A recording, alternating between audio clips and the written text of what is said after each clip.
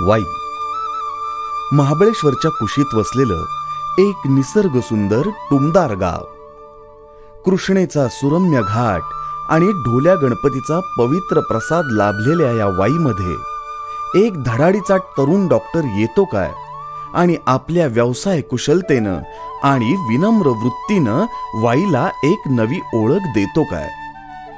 सगळंच जितकं विस्मयकारक तितकंच स्फूर्तिदायी. नावातच जयघोष असलेला हा तरुण डॉक्टर बघता बघता आपल्या कार्यानं वाईकरांच्याच नव्हे तर त्यानं जोडलेल्या गावगावच्या असंख्य माणसांच्या गळ्यातला ताईत बनला आणि तेही केवळ त्यांच्यातल्या अंगभूत संस्काराच्या शिदोरीवर. डॉक्टर जयघोष कद्दू हे नाव वाईतल्या आबालवृद्धांच्याही परिचयाचं आहे आणि ते सुद्धा आदराचं आणि अभिमानाचं प्रतीक म्हणून. डॉक्टर मूळचे कर्नाटकातल्या कुडची गावचे. अतिशय संस्कार संपन्न अशा शेतकरी कुटुंबात वाढलेल्या डॉक्टरांच्या मनात जनसेवेचं बीज बहुधा तेव्हापासूनच रुजलेलं असावं. योगायोगाची गोष्ट म्हणजे डॉक्टरांचं जन्मगाव आणि त्यांची कर्मभूमी हे दोन्ही कृष्णाकाठचेच. डॉक्टरांचे वडील स्वर्गीय आप्पासाहेब मलाप्पा कद्दू आणि मातोश्री स्वर्गीय सौभाग्यवती जयवंती आप्पासाहेब कद्दू हे दोघेही जैन धर्मीय असल्याने डॉक्टरांवर लहानपणापासूनच सर्वांना सामावून घेण्याचे, सर्वांना बरोबर घेऊन पुढे जाण्याचे संस्कार लाभले. जीवनाला, विचारांना एक दिशा मिळाली. शालेय शिक्षण गावातच पुरं करून डॉक्टर साहेब पुढील शिक्षणासाठी शहरात आले. मोठा भाऊ डॉक्टर, त्यामुळे मनातली प्रेरणा घरातच वावरत होती. आधी BSc, मग MBBS आणि ग्रांट मेडिकल हॉस्पिटलमधून MS असा एक एक पडाव पार करत डॉक्टर मुंबईतील सुप्रसिद्ध टाटा हॉस्पिटलमध्ये रुजू झाले आणि अनुभवाचं एक नवं दालन समोर उघडलं गेलं. टाटा हॉस्पिटलमधल्या नोकरीच्या काळात या तरुण डॉक्टरांनी अनेक मोठी ऑपरेशन्स समर्थपणे यशस्वी करून दाखवली आणि आपल्या ज्ञानाची मोहर मुंबईतही डौलानं उमटवली. परंतु त्याचबरोबर मुंबईतील JJ हॉस्पिटलमध्येही त्यांनी काही काळ काम केलं. शिक्षण ही एक संजीवनी आहे, त्यामुळे शिका आणि समर्थ व्हा. स्वसामर्थ्याने जीवन उन्नत करा या उक्तीचे कृतिशील रूपांतर हाच डॉक्टरांच्या आजवरच्या यशस्वीतेचा पाया आहे, ज्याची मुळं आपल्याला त्यांच्या याच कार्यकालात रुजलेली दिसतात. डॉक्टरांना पहिल्यापासूनच नीटनेटकं टापटीप राहण्याची आवड, योगा, व्यायाम आणि चालण्याची आवड असल्यानं त्यांचं प्रसन्न व्यक्तिमत्व अनेकांसाठी प्रेरणादायी होतं. गाण्याची आणि खाण्याची नितांत आवड असलेले डॉक्टर स्वतःही अनेकदा किशोर कुमार, लता दीदी, आशा भोसले यांची गाणी गुणगुणताना दिसायचे.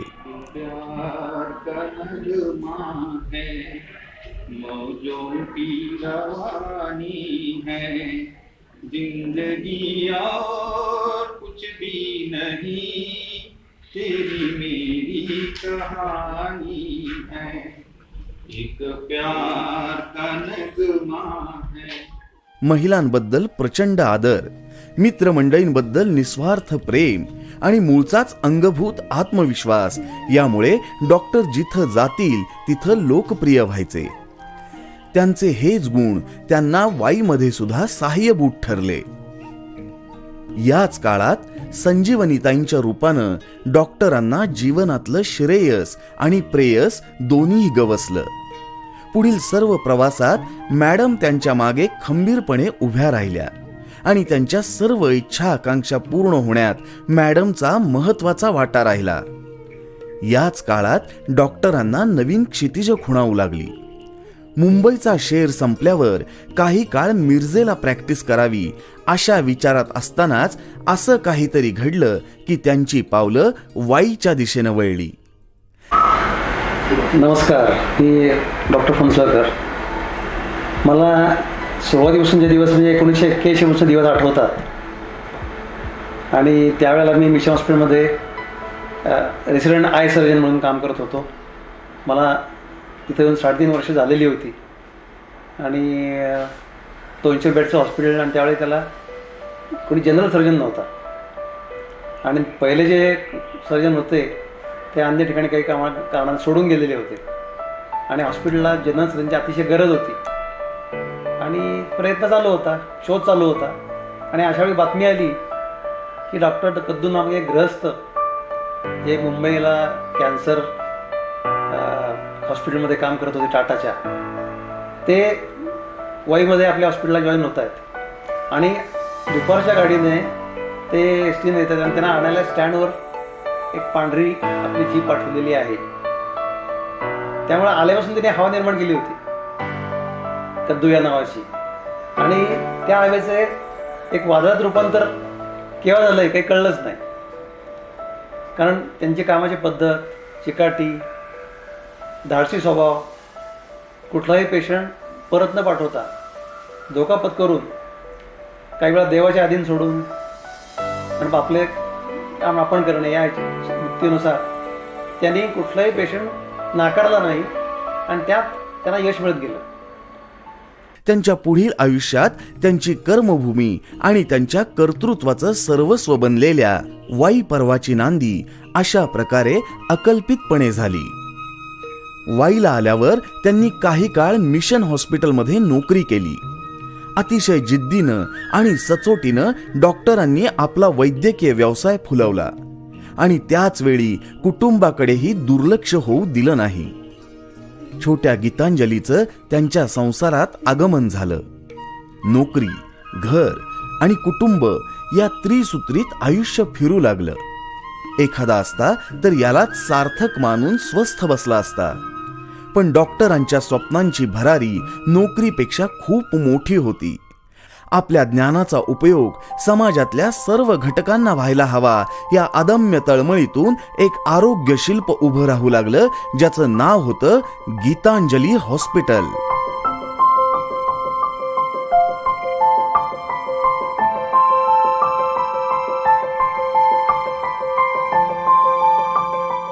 डॉक्टर जयघोष कद्दू एक असाधारण व्यक्तिमत्व.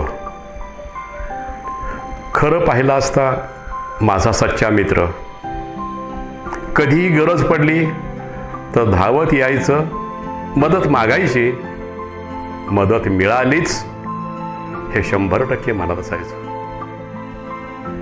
डॉक्टर कद्दूंच्या विषयी जर का सांगायचं झालं तर महात्मा गांधी नेहमी म्हणायचे, वैष्णव जन तो तेने म्हणियो, जो पीड पराई जाने रे,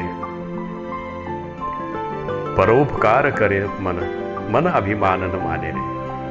खरोखरच इतकी मोठी उत्तुंग अशी व्यक्तिमत्व असताना सुद्धा कधीही स्वतःला मोठं न समजणारा एकमेव माझा मित्र, माझा बॉस, माझा गुरु म्हणजे डॉक्टर कद्दू.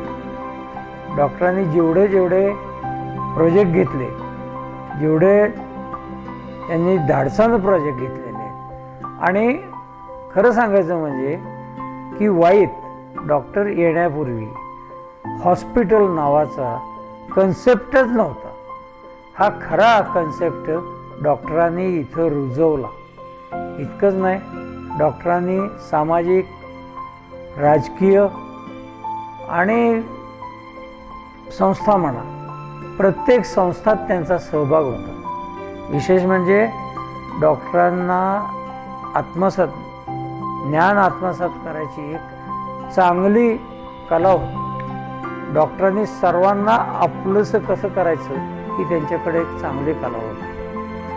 आणि कधीही तुम्ही या, हा माणूस सदैव हसतमुख राहायचा. त्यांच्या मागं किती अडचणी होत्या आणि किती कष्ट होते ह्याचा मी सर्वात मोठा साक्षीदार आहे. आजही डॉक्टर आमच्यातनं गेलेत असं मला वाटत नाही आहे. आजही त्यांची स्मृती आम्ही इथं कायम ठेवलेली आहे. त्यांनी दिलेली जी काही वर्तणूक आहे किंवा आदर्श आहेत, त्या आदर्शाप्रत आम्ही आजही हॉस्पिटलचा कारभार स्वतः मी थोडं जातीनं लक्ष देऊन करण्याचा प्रयत्न करत आहोत. आणि परमेश्वरा त्यांना सद्गती दे, असा मित्र यापुढे होणे नाही. गीतांजली हॉस्पिटल हा डॉक्टरांच्या व्यावसायिक कार्याचाच नव्हे तर सामाजिक जाणीवेचाही मानबिंदू म्हणता येईल. व्यवसायाने सर्जन असलेल्या डॉक्टरांनी आपल्या हॉस्पिटलला गीतांजली हे गुरुदेव रवींद्रनाथ टागोरांच्या अजरामर काव्याचं नाव देणं, यातूनही त्यांची अजोड सर्जनशीलता तसंच त्यांचा अफाट व्यासंग यांची साक्ष प्रकट होते. गुरुदेवांप्रमाणेच निस्संग वृत्तीनं समाजाचं ऋण सढळ हातांनी फेडण्याचा हा संस्कार डॉक्टरांनी आयुष्यभर अंगीकारला. आणि इतकंच नाही तर आपले मित्र, साथीदार, पेशंट्स या सर्वांमध्ये कर्तव्यनिष्ठेची जाणीव आपल्या कृतीतून रुजवली. मुंबईतल्या आपल्या सखोल आणि समृद्ध अनुभवाचा फायदा वाईकरांनाच नव्हे तर समोर येणाऱ्या प्रत्येक पेशंटला करून देत त्यांनी अनेकांना नवसंजीवनी दिली आणि गीतेतला कर्मयोग आपल्या आचरणातून सिद्ध केला. त्यामुळेच आज जवळजवळ 35 वर्ष झाली तरी गीतांजली हॉस्पिटल हे रुग्णांसाठी एक मोठं आशेचं स्थान आहे. ओपीडी, ICU, विविध प्रकारची मॉडर्न इक्विपमेंट्स अशा सर्व अत्याधुनिक सुविधांनी सुसज्ज असं वाईतील हे अद्ययावत हॉस्पिटल म्हणजे डॉक्टरांची स्वप्नपूर्ती आहे आणि आजही ती वाईमध्ये दिमाखात उभी आहे. डॉक्टरांची असीम जिद्द, एकदा ठरवलं की पुन्हा मागं न फिरण्याची निर्णय क्षमता आणि अगम्य आत्मविश्वास यांचं प्रतीक म्हणजेच गीतांजली हॉस्पिटल. वाईच नव्हे तर अनेकदा साध्या सर्दी पडशासाठीही महाड, कोकण परिसरातून लोक डॉक्टरांकडे यायचे. ही त्यांची ख्याती होती आणि म्हणूनच अतिशय गुंतागुंतीच्या आणि अवघड शस्त्रक्रियाही डॉक्टरांनी अगदी सराईतपणे पार पाडल्या आणि समोर आलेल्या प्रत्येक पेशंटला घाबरू नकोस, मी आहे हा विश्वास ते आयुष्यभर देत राहिले. हे सगळं करत असतानाच डॉक्टरांना समर्थ साथ लाभली ती अर्थातच त्यांच्या कुटुंबियांची, विशेषतः संजीवनीताईंची. पहा ना, आयुष्यभर रुग्णसेवेचा वसा घेतलेल्या कर्तव्यदक्ष सर्जनला साथ लाभावी तीही संजीवनीची, हा दैवी योगायोगच म्हणावा लागेल नाही का. डॉक्टरांच्या प्रत्येक निर्णयात आणि कार्यात ताई त्यांच्या पाठीशी नाही तर त्यांच्या बरोबर ठामपणे उभ्या राहिल्या. डॉक्टर जयघोष कद्दू हे माझे केवळ पतीच नव्हते तर ते माझ्या आयुष्याचे एक परमप्रिय गुरु असे होते. कारण त्यांनी माझ्यातील जे काही गुण चांगले होते ते सर्व हेरून त्यांनी माझ्या गुणांना अतिशय वाव दिला, त्यांना फुलवलं आणि त्यांना प्रेरणा देऊन वाढवलं. आणि त्याचमुळे आज त्यांनी त्यांचं जे स्वप्न आहे गीतांजली मल्टीस्पेशालिटी हॉस्पिटल साकारण्याचं, ज्याच्यामध्ये त्यांनी त्यांचं स्वतःचं तन मन धन ओतून त्यांनी ते निर्मिलेलं आहे, ते मी जोपासण्याचं किंवा त्याचं संवर्धन करण्याचं काम अतिशय सशक्तपणे मी करू शकते किंवा समर्थपणे करू शकते असं मला वाटतं. त्यांचे जे काही त्यांनी त्यांच्या आयुष्यामध्ये करायचं निश्चय केलेला असेल किंवा एखादं काम करण्याचं त्यांचं ठरवलेलं असेल, त्या निश्चयाप्रत जाण्याचं, त्याच्यासाठी त्यांचा अथक परिश्रम घेण्याचं, अथक परिश्रम किंवा अत्यंत प्रयत्न हे त्यांचं एक छंद होता. त्यामुळे ते नेहमीच स्वतःच्या ध्येयाप्रती पोहोचण्याचं अतिशय प्रयत्नपणे ते पूर्ण करायचे. त्यांचं कौटुंबिक, सामाजिक, वैयक्तिक आणि सगळ्याच व्यावसायिक या सर्वच ह्याच्यामध्ये ते अतिशय यशस्वी होते. कारण सर्वच लोकांना आपल्या कामांमध्ये कसं सामावून घ्यायचं, नकळतपणे त्यांच्या आपल्या निश्चयाप्रत नेण्यासाठी त्यांना त्यांच्यामध्ये कसं सामावून घ्यायचं हे त्यांच्यामध्ये अतिशय उत्तम अशी कला होती. आणि त्यामुळे ते सर्वांना घेऊन जाण्यात ते यशस्वी ठरत होते आणि त्यामुळे सर्वच स्तरावर ते अतिशय यशस्वी ठरले आणि ते त्यांचे सर्व स्वप्न साकार केलेले आहेत. कुटुंबांसाठी, पत्नीसाठी, मुलांसाठी जितके हळवे होते तेवढेच ते कर्तव्यांप्रती अतिशय आग्रही होते. कारण त्यांना एखादी गोष्ट आग्रहासाठी किंवा त्यांनी त्यांचं एज्युकेशन पूर्ण करण्यासाठी असू देत किंवा त्यांनी एखादा त्यांचा कलागुणांना वाढवण्यासाठी असू देत, वृद्धिंगत करण्यासाठी असू देत, त्यांना ते त्याच्यासाठी ते खूप आग्रही असायचे. केवळ मौज मजा हे त्यांना फारसं आवडत नव्हतं. त्यामुळे ते हळवे होतेच, ते तेवढेच सेन्सिटिव्ह पण होते पण त्यांच्या कर्तव्यामध्ये मात्र फार आग्रही होते ते. जीवनाकडे बघण्याचा त्यांचा दृष्टिकोन अतिशय आनंदी होता. जीवन जगणे त्यांना खूप आवडायचं, पण त्यांचं जीवन जगत असताना आनंद ज्या गोष्टीतून ते घेत होते ते सर्वसामान्यांसारख्या त्यांच्या गोष्टीच्या अपेक्षा नव्हत्या. त्यांना वायफळ चर्चा करत बसणं किंवा कुठलाही तरी एक उगीच पिक्चरला जाऊन बसायचं म्हणून बसणे किंवा कुठला तरी एक हातात येईल ते पुस्तक घेऊन वाचणे असं त्यांना आवडत नसायचं. त्याला जे उत्तम आहे, मग उत्तम हॉटेल असू देत, उत्तम पिक्चर असू देत, उत्तम पुस्तक असू देत किंवा कुठलेही उत्तम त्यांची प्रवास असू देत, ट्रेकिंग असू देत, ह्या कुठल्याही गोष्टी उत्तमाकडे त्यांचं अतिशय लक्ष असायचं आणि उत्तम गोष्टी करण्याकडे त्यांचा कल अधिक होता. त्यामुळे सर्वसामान्य गोष्टीतून ज्यांना आनंद मिळतो तशा गोष्टीतून त्यांना इतका आनंद मिळत नव्हता. त्यामुळे ते उत्तमोत्तम गोष्टीकडे त्यांचा कल असायचा. त्यांच्यामध्ये ती स्वतःबरोबर इतरांना घेऊन काम करणे ही त्यांच्यामध्ये कला होती. मग ते पत्नीकडून असू दे, मुलांकडून असू देत, स्टाफकडून असू देत, त्यांच्या स्वतःच्या व्यावसायिक कलिग बंधूंकडून असू देत, नातेवाईकांकडून असू देत, कुठल्याही स्तरावर सर्व स्तरावर त्यांना सर्वांना सामावून घेऊन काम करणे ही त्यांच्यामध्ये अतिशय उत्तम कला होती. आणि त्या कलेमुळे ते सर्वांना जिंकायचे. नकळत त्यांच्यामध्ये त्यांनी कधी सामावून घेतलेलं असायचं आणि त्यांच्या कार्याप्रती ते कधी पोचलेले असायचे ते कोणाच्याही लक्षात सुद्धा यायचं नाही. कर्मण्येवादी कारस्तु ना फलेषु कदाचन असं त्यांचं जीवनाकडे बघायचा त्यांचा दृष्टिकोन होता. त्यामुळे ते कर्म करत राहायचे, फलाची अपेक्षा मात्र करत नव्हते. त्यामुळे अयश और अपयश या दोन्हीमध्ये त्यांचे विचार अतिशय समतोल असायचे. त्यामुळे यशात अपयशामध्ये ते कधी खचून जायचे नाहीत. आणि त्यांचं एका गीतेतल्या एका सारावर सुद्धा त्यांचं खूप आवड होती किंवा त्यांना ते आवडायचं. जो है वो भी अच्छा है, जो होगा वो भी अच्छा है, और जो हुआ है वो भी अच्छा ही है, या ह्याच्यावर असायचे. त्यामुळे त्यांना कधी त्यांच्या अपयशामध्ये त्यांना वाईट वाटायचं नाही. डॉक्टरांच्या आयुष्यात त्यांची एक आवडती शायरी होती, मंजिलें उन्हीं को मिलती है, मंजिलें उन्हीं को मिलती है जिनके सपनों में जान होती है, जिनके सपनों में जान होती है. सिर्फ पंखों से कुछ नहीं होता, सिर्फ पंखों से कुछ नहीं होता दोस्तों, हौसलों से उड़ान होती है, हौसलों से उड़ान होती है. आणि या सकारात्मक दृष्टिकोनातून त्यांनी पूर्ण त्यांचं आयुष्य जगले. आणि त्यामुळे त्यांनी त्यांचे शेवटचं जे काही क्षण होते किंवा शेवटी देखील त्यांनी कधीही त्यांचं दुःखी मन व्यक्त केलं नाही. ते अतिशय माझ्या जीवनामध्ये मी आनंदी आहे. पूर्ण माझं जे काही जगायचं होतं मला ते मी पूर्णपणे जगलेलो आहे आणि त्यासाठी मला कुठलंही दुःख होत नाही. तुम्ही कोणतंही दुःख मानू नका. आणि जे काही मी उभं केलेलं माझं गीतांजली हॉस्पिटल आहे किंवा जे स्वप्न आहे ते पूर्णत्वास नेण्यासाठी तुम्ही सतत प्रयत्न करत राहा. फक्त करत राहा, कर्म करत राहा, आपोआप सगळ्या गोष्टी घडत जातील. खचू नका. हे त्यांचं जाताना शेवटी मला सांगितलेला उपदेश आहे. डॉक्टरांच्या जीवन कार्यात त्यांना साथ आणि मार्गदर्शन लाभलं ते त्यांच्या सासू सासऱ्यांचं, म्हणजेच डॉक्टर नेमिनाथ दादा भोमाज आणि श्रीमती राजमती नेमिनाथ भोमाज यांचं. डॉक्टरांच्या जीवनामध्ये यांच्या विचारांचा आणि संस्कारांचा पगडा हा सातत्यानं जाणवत होता. डॉक्टर अत्यंत कुटुंबवत्सल होते. मुलांच्या शिक्षणावर त्यांचा विशेष कटाक्ष होता. त्यांना स्वतःलाही उत्तम वाचन, उत्तम संगीत याची आवड होती. कथा आणि कादंबरींपेक्षा तत्वज्ञान, इतिहास, भूगोल, रामायण, महाभारत आणि मोठ्या लोकांचं चरित्र वाचन यांच्याकडे त्यांचा विशेष कल होता. 6 वर्ष त्यांनी कॅन्सर सारख्या आजाराशी झुंज दिली.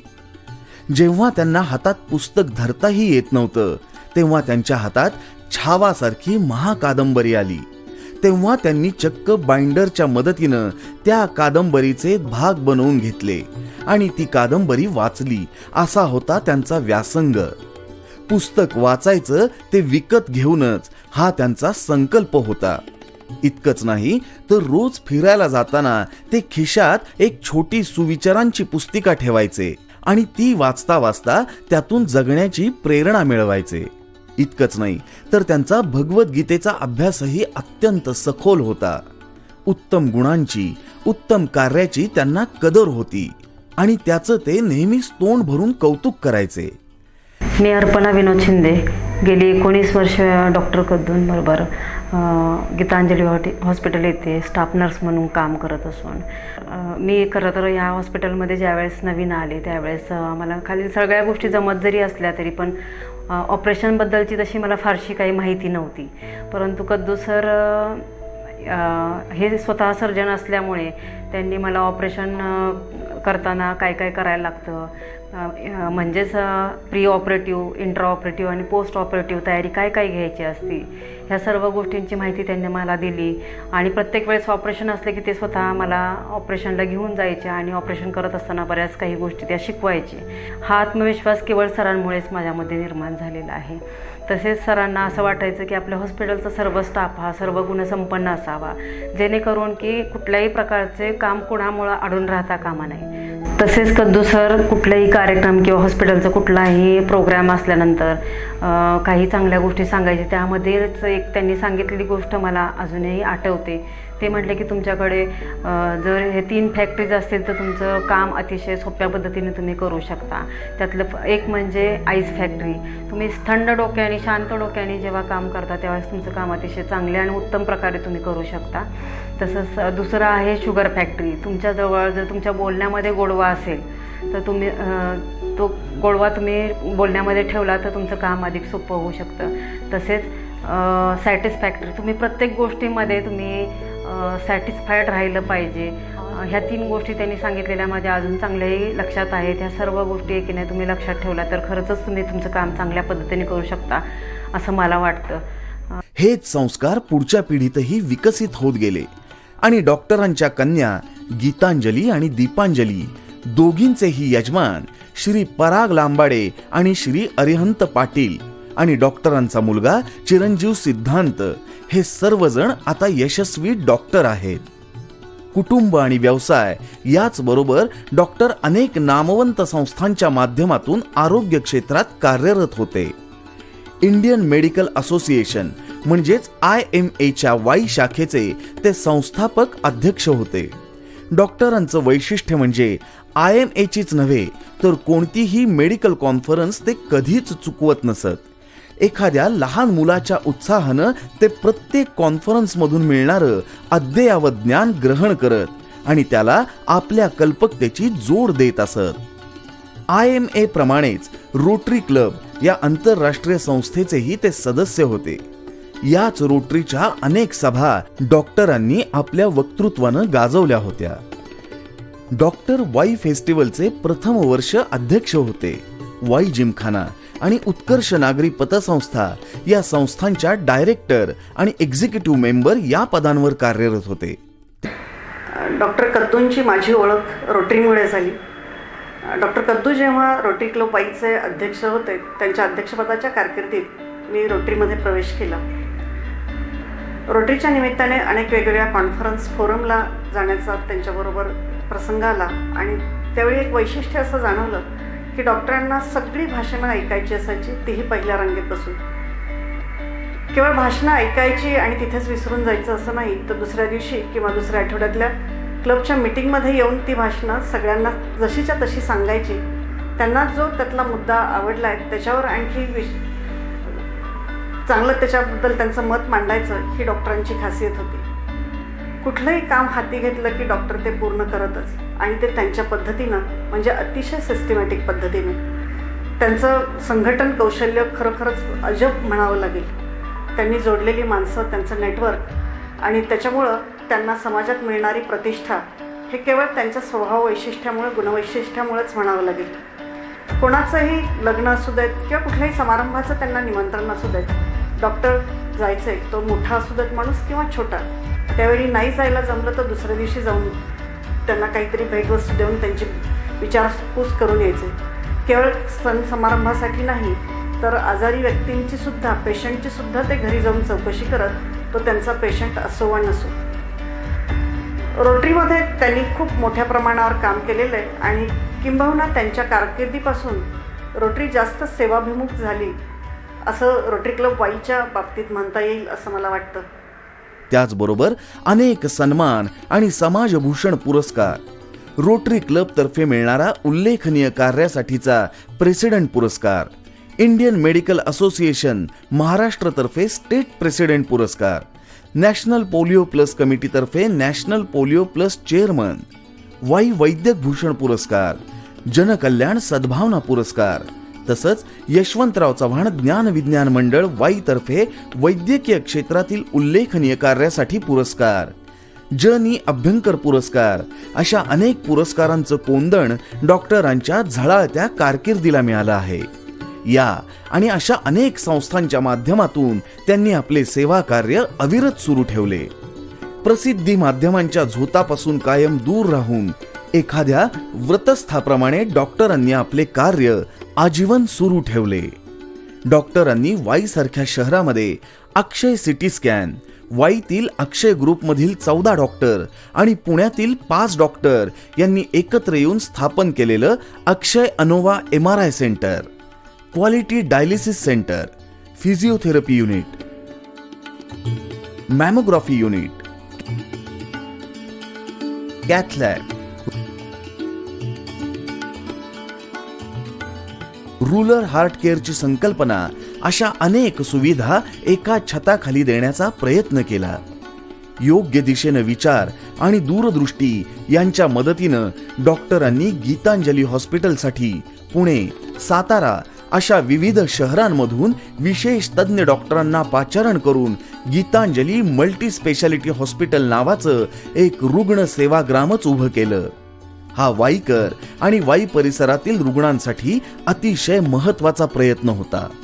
एका अर्थानं ही अनेक रुग्णांसाठी नवसंजीवनी होती. गीतांजली हॉस्पिटलमध्ये 2006 ते 2018 या 12 वर्षांच्या कालावधीमध्ये मला डॉक्टर कद्दू सरांबरोबर काम करण्याची संधी मिळाली. डॉक्टर कद्दू सर हे अत्यंत आदरणीय आणि वेगळं व्यक्तिमत्व होतं. सर स्वतः खूप सिन्सिअर, अभ्यासू आणि अत्यंत शिस्तप्रिय होते. सरांच्या सक्सेसफुल प्रॅक्टिसमध्ये सरांनी घेतलेली प्रचंड मेहनत, सरांची स्वतःला कामामध्ये पूर्णपणे झोकून देण्याची वृत्ती, अत्यंत शिस्तबद्धता, कायमचा आशावादी दृष्टिकोन आणि प्रचंड सरांमध्ये असलेली ऊर्जा हेच कारणीभूत होतं. कोणत्याही पेशंटला सर पूर्ण वेळ देत असत. हेच त्यांच्या यशाचं गणित होतं असं मला वाटतं. कारण कुठल्याही पेशंटचा आजार लक्षात घेण्यासाठी त्या आजाराची पूर्ण लक्षणं, त्याची डिटेल हिस्ट्री घेणं खूप महत्त्वाचं आहे. हा जणू सरांचा एक अलिखित नियम होता आणि सर आम्हाला वारंवारही तेच शिकवत होते. कुठलाही एखाद्या कॉम्प्लिकेटेड केसबद्दल जर अचूक आणि पूर्ण निदान होत नसेल तर सर अनेक तज्ज्ञ डॉक्टरांशी चर्चा करायला कधीच सरांनी स्वतःचा कमीपणा मानला नाही. पेशंटचे अचूक आणि योग्य निदान होऊन त्यांना पूर्णपणे ट्रीटमेंट मिळावी यासाठी सर शेवटपर्यंत प्रयत्न करायचे. अनेक तज्ज्ञ डॉक्टरांशी स्वतः चर्चा करायचे. सर हे उत्तम आणि निष्णात असे सर्जन होते. अत्यंत गुंतागुंतीच्या शस्त्रक्रियासुद्धा वाईसारख्या पेरिफेरीच्या ठिकाणी त्यांनी स्वतः सक्सेसफुल करून दाखवल्या. कितीही दुर्धर आजाराने पीडित असलेला रुग्ण जरी गीतांजली हॉस्पिटलमध्ये आला तरी सर त्याच्यामध्ये पॉझिटिव्ह एनर्जी निर्माण करायचे की तू यातून बरा होशील असा सतत सरांनी पॉझिटिव्ह दृष्टिकोन ठेवला आणि त्याचप्रमाणे ते पुढे काम करत गेले. वाईसारख्या पेरिफेरीच्या ठिकाणी एका छताखाली सगळ्या गोष्टी रुग्णांना उपलब्ध व्हाव्यात. मग ते CT scan, MRI, xray, sonography, cath lab की जिथं एन्जिओप्लास्टी वगैरेही करता येते. तर अशा सगळ्या सुविधा एका छताखाली उपलब्ध करून देण्यासाठी सरांनी खूप प्रयत्न केले आणि त्यातूनच गीतांजली मल्टी स्पेशालिटी हॉस्पिटल याची निर्मिती झाली. सरांनी हा जो रुग्णसेवेचा वसा घेतला तोच सरांच्या पश्चात देखील आम्ही गीतांजली परिवार सर्व एकत्र येऊन अत्यंत मनापासून काम करून सरांनी ज्या गोष्टी आमच्यामध्ये रुजवल्या आहेत त्याच सरांच्या तत्वावर पुढे जात आहोत आणि सरांच्या पश्चात देखील हा सेवेचा वसा आम्ही असाच अखंड कार्यरत ठेवूया आणि त्याचप्रमाणे सरांनी जी तत्व घालून दिलेली आहेत त्याच तत्वांवर काम करत राहू आणि गीतांजली हॉस्पिटल आणखीन मोठे होण्यासाठी काम करत राहू. डॉक्टरांच्या बरोबर काम करताना भरपूर पेशंटचा अनुभव मला येत गेला. कामाचा अनुभव डॉक्टरांचा प्रगल्भ असल्यामुळे पेशंटच्या बाबतीत कसं बोलायचं हे डॉक्टरांनी शिकवलं. त्यानंतर क्रिटिकल पेशंट कसा हँडल करायचा याचा अनुभव डॉक्टरांकडून वेळोवेळी मला होत गेला आणि मार्गदर्शनही होत गेलं. या कार्यासाठी त्यांना अनेक पुरस्कारांनी गौरवण्यात आलं. परंतु पुरस्कारांपेक्षाही त्यांचं व्यक्तिमत्व खूप मोठं आणि बहुआयामी होतं. जगण्याचा सकारात्मक दृष्टिकोन, प्रत्येक गोष्टीबद्दलचं कुतूहल, दातृत्व, इंग्रजी भाषेवरचं अफाट प्रभुत्व, सर्वांना बरोबर घेऊन काम करण्याची वृत्ती आणि प्रत्येकाला त्याच्या अंगभूत गुणागुणांसकट स्वीकारण्याची सहिष्णुता. या गुणसमुच्चयामुळे डॉक्टर फक्त त्यांच्या व्यवसायात यशस्वी झाले नाहीत, तर आसपासच्या प्रत्येक माणसाचं आयुष्य त्यांनी बदलून टाकलं. दिनांक 4 फेब्रुवारी 2009 या दिवशी डॉक्टरांची 61 मोठ्या उत्साहात साजरी झाली. 2 ऑक्टोबर 2009ला वाईतील 10 डॉक्टरांनी एकत्र येऊन अक्षय सिटी स्कॅन आणि डायग्नोस्टिक सेंटरची स्थापना केली. 2010-11ला डॉक्टर इंडियन मेडिकल असोसिएशनच्या महाराष्ट्र राज्य विभागाचे अध्यक्ष म्हणून निवडले गेले. विशेष बाब ही होती की डॉक्टर IMA तर्फे ग्रामीण भागातून एकमताने निवडून आलेले पहिले अध्यक्ष होते. 2012-13 मध्ये याच इंडियन मेडिकल असोसिएशन तर्फे डॉक्टरांना बेस्ट प्रेसिडेंट अवॉर्डने गौरवण्यात आले. त्याचप्रमाणे इंडियन मेडिकल असोसिएशन तर्फे प्रथम वैद्यक भूषण पुरस्कार, महाराष्ट्र जर्नलिस्ट फाउंडेशन तर्फे pride of India Bhaskar award अशा पुरस्कारांनी डॉक्टरांना गौरवण्यात आले. जीवन सफल होणं म्हणजे नक्की काय? अध्यात्मावरचा डॉक्टरांचा गाढा अभ्यास त्यांच्या जीवनातही परावर्तित झाला होता. त्यामुळेच का काय, पण डॉक्टर आणि पेशंटमध्ये एक अद्भुत विश्वासाचा, नात्याचा बंध असतो. डॉक्टर आणि त्यांच्या प्रत्येक पेशंटमध्ये असंच जिव्हाळ्याचं, प्रेमाचं नातं होतं आणि म्हणूनच ते सगळ्यांना आपलेसे वाटायचे. पेशंटचं संपूर्ण शंका निरसन होईपर्यंत डॉक्टर त्यांच्या प्रश्नांना शांतपणे उत्तरं देत राहायचे. पैशाच्या जोरापेक्षा नात्याच्या जोरावर माणूस जोडणारे डॉक्टर त्यामुळंच प्रत्येकाला आपलेसे वाटायचे, आवडायचे. तसं आमचं नातं हे अलीकडचंच, नवीनच. अवघी 6 वर्ष आमच्या लग्नाला झाली. कद्दू सरांचं कुटुंब हा वैद्यकीय क्षेत्रामध्ये फक्त प्रस्थापितच नव्हे तर प्रतिष्ठित, अवघा परिवार त्यांचा प्रतिष्ठित. आणि माझं फॅमिली बॅकग्राऊंड हे म्हणजे एक शेतकरी कुटुंबातलं एकत्र कुटुंब असं. त्यामुळं इतके 2 टोकाचे अंतर आमच्या कुटुंबामध्ये.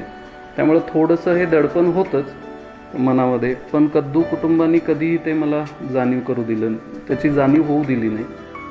आणि डॉक्टरांशी जसा जसा संवाद वाढत गेला तसा माझे ते सासरे कसे झाले आणि परत इतकंच नव्हे तर पुढे जाऊन ते माझे पप्पा कसे झाले याचं मला समजलंच नाही.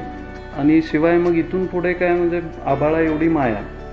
वडिलांनी फार लहानपणापासूनच माझ्यावर असे संस्कार केले की त्यांनी जीवनामध्ये कोणीतरी एक आदर्श व्यक्ती नेहमी आपल्यासमोर असावी असं आम्हाला सांगितलं.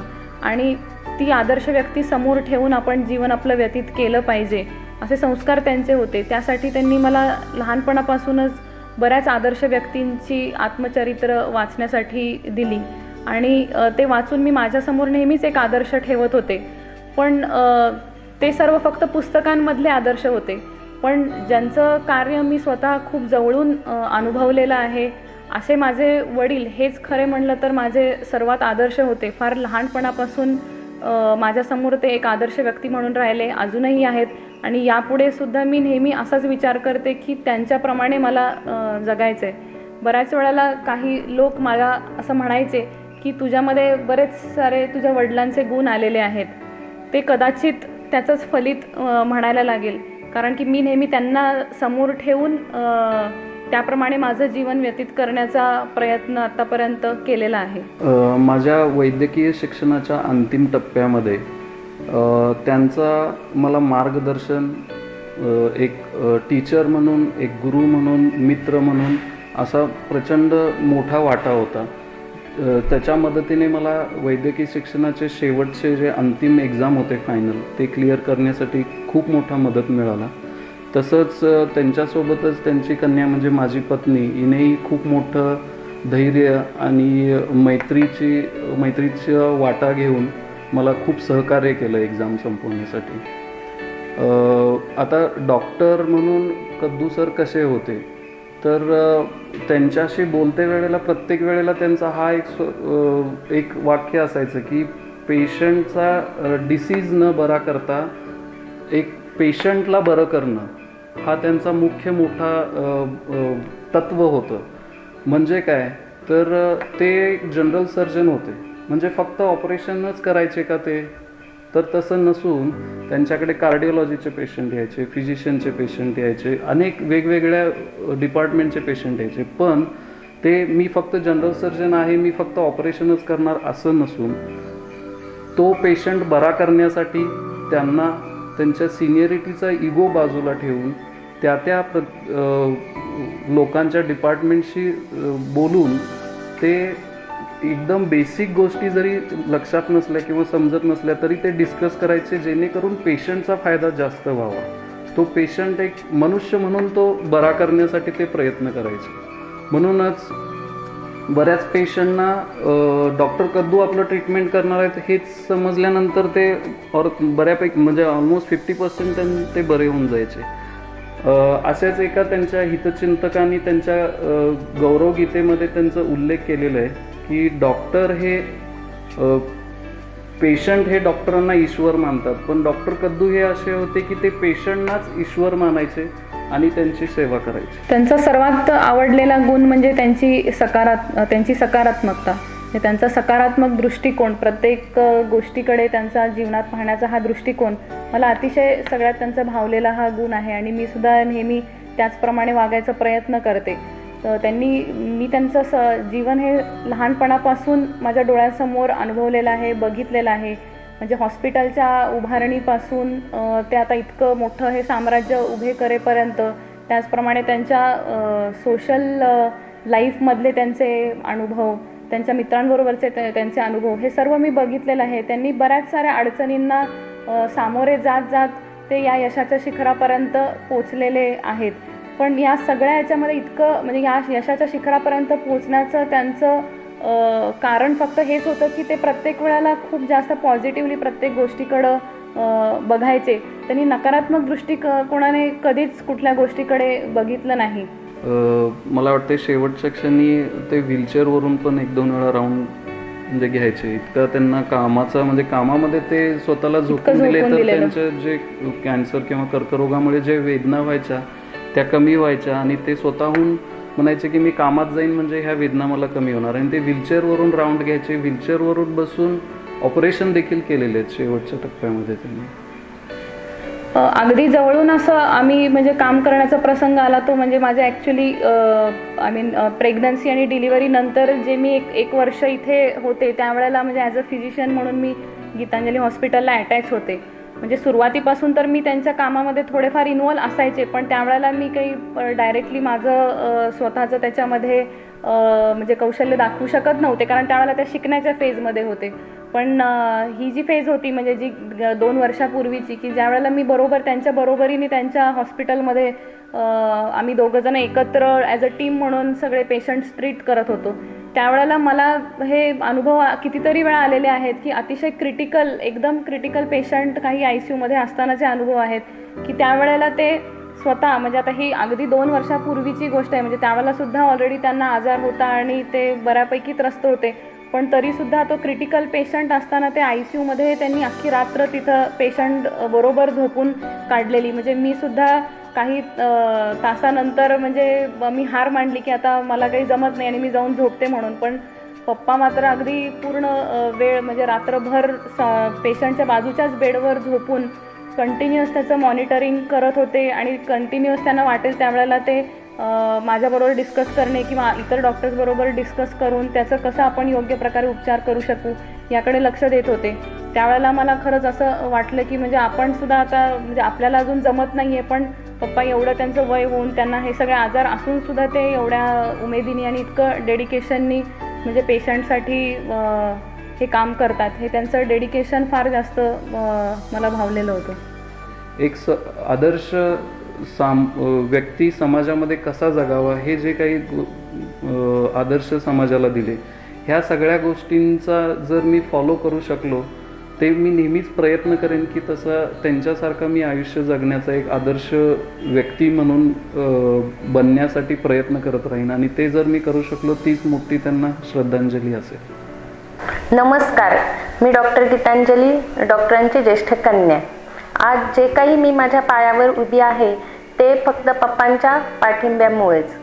आणि आमच्या घरामध्ये सगळं वैद्यकीय वातावरण होतं, पण माझा हा ओढा जास्तीत जास्त डेंटिस्ट्रीकडे होता आणि पप्पांनी त्याच्यासाठी मला खूप मोठा पाठिंबा दिलेला आहे. त्यामुळेच मी आता वाईतील रुग्णांना उत्तम सेवा देत आहे. आणि आयुष्यातील माझे जे काही निर्णय होते त्या प्रत्येक निर्णयामध्ये पप्पांनी मला खंबीरपणे साथ दिलेली आहे. आणि पप्पांनी आम्हाला नेहमी हे सांगत आलेले आहेत की तुम्ही नुसते एक उत्तम डॉक्टर न होता उत्तम माणूस म्हणून तुम्हाला समाजामध्ये कसं वावरता येईल याचे आम्हाला त्यांनी वेळोवेळी धडे दिलेले आहेत. आणि त्यांनी घालून जे दिलेले आदर्श आहेत त्याच्यावरच आम्ही आता चालत राहून पुढील माझी यशस्वी वाटचाल आयुष्याची करणार आहे आणि हेच माझं ध्येय आहे. नमस्कार, मी सिद्धांत कद्दू. मला लहानपणापासून ॲक्च्युली पप्पांबरोबर बरेच वेळा राहून बरेच वेळा टाईम स्पेंड करून हॉस्पिटलमध्ये बाहेर वगैरे त्यांच्या फॅमिलीमध्ये वगैरे त्यांच्याकडून असं बरेच काही इन्स्पिरेशन मिळालेलं. बरेच काही गोष्टी शिकण्यासारख्या होत्या चांगल्या, बरेच काही घेण्यासारखं होतं त्यातून त्यांनी. आणि ऑब्व्हियसली ॲज अ वडील म्हणून त्यांनी बरेच काही मला शिकवलं, बरेच काही चांगल्या गोष्टी सांगून दिल्या. असं बऱ्याच लोकांना वाटतं की माझे वडील डॉक्टर होते, स्वतःचं हॉस्पिटल आहे त्याच्यामुळेच मी डॉक्टर झालो, त्याच्यामुळेच मी सर्जन झालो आणि की त्यांच्यासारखंच होणार, त्यांच्यासारखंच करायला पाहिजे अशी एक सगळ्यांची अपेक्षा असते. असं एक सगळ्यांनाच व्ह्यू पॉईंट आहे की ज्यांच्याकडे हॉस्पिटल आहे, ज्यांचे वडील डॉक्टर होते तेच होतील वगैरे असं. बट असं मला स्वतः तर आतून एक it is my own passion और it is my own these are my own ideas and beliefs that I like to help people, that I need to help people, and with those viewpoints and with those ideas I want to carry the basic vision of Gitanjali Hospital forward. माझे बाबा ज्यांना असं पप्पा म्हणायचो, ते एक भरपूर त्यांना कॉन्फिडंट होते आणि दुसऱ्यांना त्यांच्या कॉन्फिडन्समुळे बराच विश्वास मिळायचा त्यांच्यामध्ये. भरपूर पेशंट्समध्ये त्यांच्यावरती एक असा विश्वास निर्माण व्हायचा. And because of his knowledge and his confidence and because of his positive attitude, because of his him being optimistic, patients used to really have good faith in him and they used to completely rely on him. And it असं patients ते ज्या पद्धतीने treat करायचे, ज्या पद्धतीने वागायचे, बोलायचे, it was not forceful. म्हणजे ते असं करायचं म्हणून कधी त्यांनी असं त्यांच्याकडून असं कधी झालं नाही. करायचं म्हणून एक फक्त ड्युटी म्हणून ते कधी कुणाला काहीतरी असे सल्ला देतील किंवा जस्ट ड्युटी आहे म्हणून फक्त थोडंफार एनकरेज करतील पेशंट्सला, असं काही नाही. ते इनबिल्ट होतं, ते त्यांच्या स्वतःमधून यायचं, एक पॉझिटिव्ह ॲटिट्यूड यायचा. आणि it was natural for him to bring out the same confidence in the patients that they will get better. पप्पांची एक सगळ्यात फेवरेट ॲक्टिव्हिटी म्हणजे द डेली मॉर्निंग वॉक्स. त्यांना बरेच वर्ष ते डेली मॉर्निंग वॉक्सला जायचे. हेल्दी राहणं त्यांना खूप आवडायचं आणि लहान असताना मी पण त्यांच्याबरोबर भरपूर वेळा सकाळी मॉर्निंग वॉकला जायचोच. आणि लहान असताना मी बराच लहान होतो ज्यावेळी त्यांच्याबरोबर ॲक्टिव्हली मॉर्निंग वॉकला जायचो. त्यामुळे कधी कधी मला त्यांच्याबरोबर वॉक जमायचं नाही, मग त्याच्यामुळे कधी कधी मागं राहून जायचो. मग परत जाऊन परत त्यांच्याबरोबर जावं लागायचं. कधी कधी थकून जायचो, मग कडेवर घेणार माझे वडील आणि मग मला त्यांना थोडंफार चालवणार, मग परत खाली उतरून मग परत त्यांच्या मागे पळायचं. तर morning walks was one of my fond memories with him, and I tried to take inspiration. Now I have tried to take inspiration from those morning walks, and I have put that inspiration into a poem. I reminisce the morning walks with you, Dad. Holding hands, you would brisk uphill, trying to keep pace with you. Sometimes I lagged behind a step or two. For a while you carried me in your arms, then put me back to ground, saying, "Come on, walk, we are near now, lad." And all along I learnt the life lessons that you had. When you held my hand, I felt your support like a wall for the mind. Today I still do, and I know it will last for tomorrow too. As I kept pace with you, I learnt not to stop. You inspired me, not bend a knee. When you carried me, I knew I could rely on you. In the hard times, you would be my savior. Isn't that dependent a child's behavior? But when you put me down, I had to be independent. I learned to be strong, to be fearless as I walked along. In this game of life, good and bad as things might be, you showed me the silver lining, yet cautioned me of the lightning. Whatever I am, and whoever I might be, I owe it all to you, Dad, to the life lessons. जो आवडतो सर्वांना तोची आवडे देवाला, या उक्तीप्रमाणे त्या परमेश्वरानं डॉक्टरांनाही आपल्यापाशी बोलावून घेतलं आणि एका क्षणात त्यांचे पेशंट्स, कुटुंबीय, मित्रपरिवार सारे पोरके झाले. 6 वर्ष दिलेली झुंज अखेर स्थिरावली. परंतु डॉक्टर शेवटच्या श्वासापर्यंत हॉस्पिटलच्या प्रगतीसाठी प्रयत्नशील होते. देह अनंतात विलीन झाला की मागं उरतात त्या फक्त आठवणी, पण डॉक्टरांचं विशाल कार्य मात्र त्या आठवणींना जगण्याची नवी उमेद देत राहतं. मृत्यूनं दुरावतं ते शरीर, पण विचार मात्र अमर असतात. आणि डॉक्टर शरीरानं नाही तरी त्यांच्या विचारांनी आजही आपल्यासोबत आहेत आणि नेहमीच राहतील. जोवर माणूस माणसाला नवसंजीवनी देण्यासाठी दिवसरात्र झटत राहील, जोवर माणुसकी, प्रेम आणि करुणा या त्रिसूत्रीचा जागर एकमुखानं होत राहील आणि जोवर डॉक्टर हा देव माणूस असतो असा विश्वास आम्हाला वाटत राहील, तोवर डॉक्टर तुम्ही आमच्यातून कुठेही जाणार नाही. तुमचा हात आमच्या पाठीवरून सदैव फिरत राहील. रुग्णसेवा हीच ईश्वर सेवा, ईश्वर सेवा हाच जीवन ठेवा. हेची दान देगा देवा, तुझा विसर न व्हावा, तुझा विसर न व्हावा. जयघोष, जयघोष उदात्त तत्वांचा, जयघोष निष्काम सत्वाचा, जयघोष उत्तुंग विचारांचा, जयघोष सदशील आचराचा, जयघोष निरलस कर्तव्याचा, जयघोष नितांत मानव्याचा, जयघोष कर्म धर्म संयोगाचा, जयघोष दिव्य कार्ययोगाचा, जयघोष लखलखत्या चहुदिशांचा, जयघोष नवसंजीवन उन्मेषांचा, जयघोष नव्या आशांचा, जयघोष जयघोषांचा, जयघोष जयघोषांचा.